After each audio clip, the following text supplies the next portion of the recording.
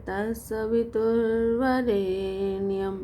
भर्गो देवस्य धीमहि धियो यो न प्रचोदयात्। मौन। मौन का अर्थ है ऊर्जा के बिखराव को समेटना। मौन साधना की अध्यात्म दर्शन में बड़ी महत्ता बताई गई है। कहा गया है कि मौनम सर्वार्थ साधनम, मौन रहने से सारे कार्य पूरे होते हैं। महात्मा गांधी कहते थे कि मौन में अंतर्शक्ति को जगाने की प्रभावशाली सामर्थ्य होती है। उनके अनुसार वह व्यक्ति जो अपने जीवन में निरंतर अनवरत सत्य की शोध कर रहा हो, मौन साधना का ही पथ पकड़ता है। मौन अवस्था एक योगी के लिए सबसे अधिक मूल्यवान निधि और धरोहर है। इस अवस्था में प्रवेश करके वह परम सत्ता के और भी समीप जा पहुंचता है।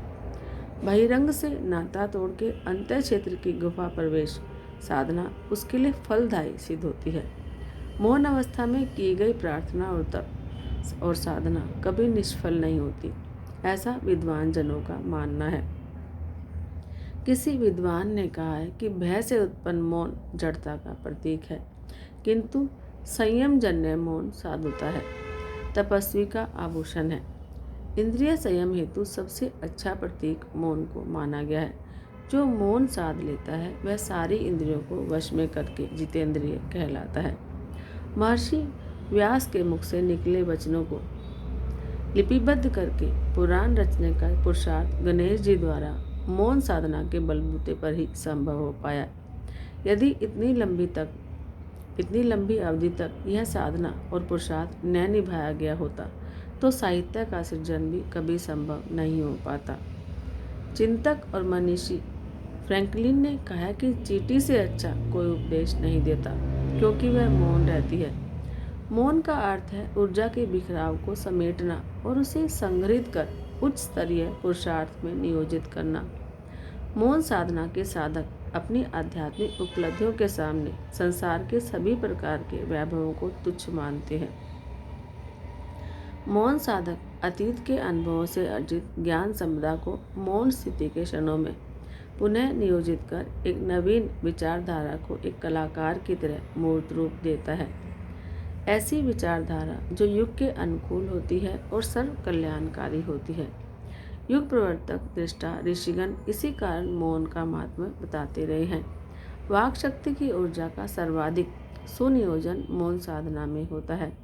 संग्रहित शक्ति द्वारा ऐसे साधक स्वयं को पूर्णता की दिशा में ले जाते हैं, जीवन मुक्त कहलाते हैं और अपनी शक्ति द्वारा बहिरंग जगत को भी प्रभावित करते हैं।